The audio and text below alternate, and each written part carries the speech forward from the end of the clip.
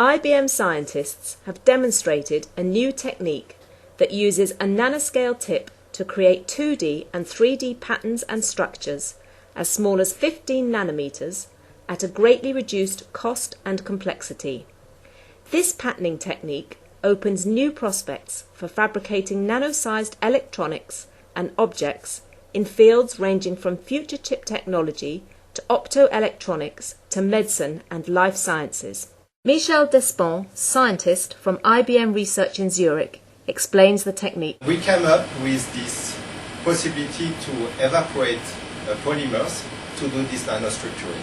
Basically what we do, we have a cantilever with a tip, and we have our substrate with the polymers. We can hit the tip, and while we are approaching the tip to the substrate, we hit the tip and be able to evaporate a small amount of polymers. And this is like we do our structuring. And then with the same levers, we are looking at what we have done and correct the parameters to make it the best possible. And this is why we can be very precise and very controllable to do our nano pattern. To demonstrate the technique's unique capability, the team created two recognizable and distinct 3D patterns using different canvases or materials for each. The first, a complete 3D map of the world, measuring only 22 by 11 micrometers, was written on a polymer. At this size, 1,000 world maps could fit on a grain of salt. In the relief, 1,000 meters of altitude correspond to roughly 8 nanometers. It is composed of 500,000 pixels, each measuring 20 nanometers square, and was created in only 2 minutes and 23 seconds.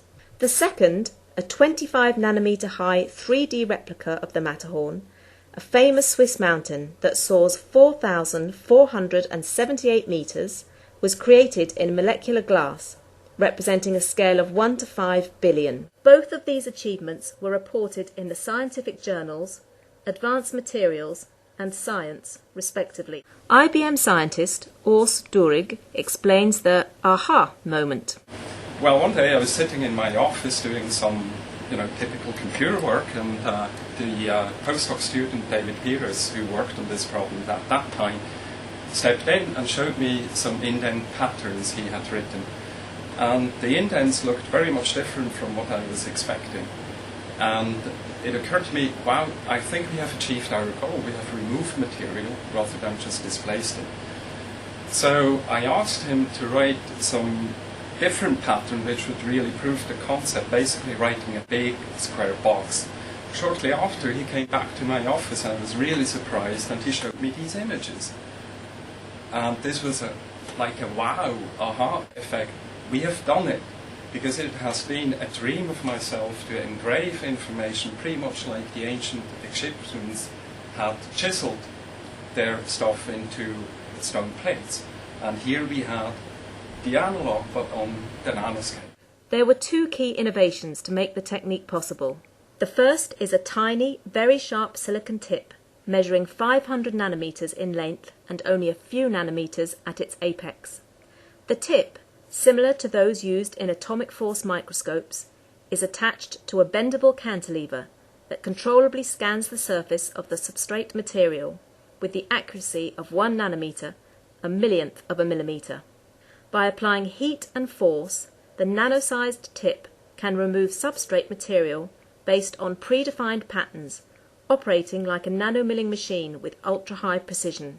The second innovation was finding suitable and efficient substrate materials. Working with IBM scientists in Almaden, California, they found success in two materials, including a polymer called polyphthaldehyde and molecular glass, similar to substrate materials used in conventional nanofabrication techniques. Scientist Armin Knoll explains why identifying these two materials were a key factor for the breakthrough performance and reliability of the technique. We needed to have a material which was very responsive, which would go away if we apply high temperatures. At the same time, it needed to be very stable at room temperature.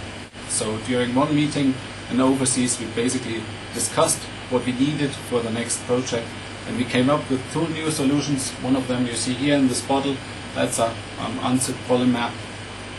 And both of these new solutions work very well. They are very responsive, they are sturdy at room temperature, and we can image them at room temperature, and we can pattern them very fast at higher temperatures. Ever since the development of the scanning tunneling microscope in 1981, IBM has been a pioneer in nanoscience. This is Anne-Marie Cromack reporting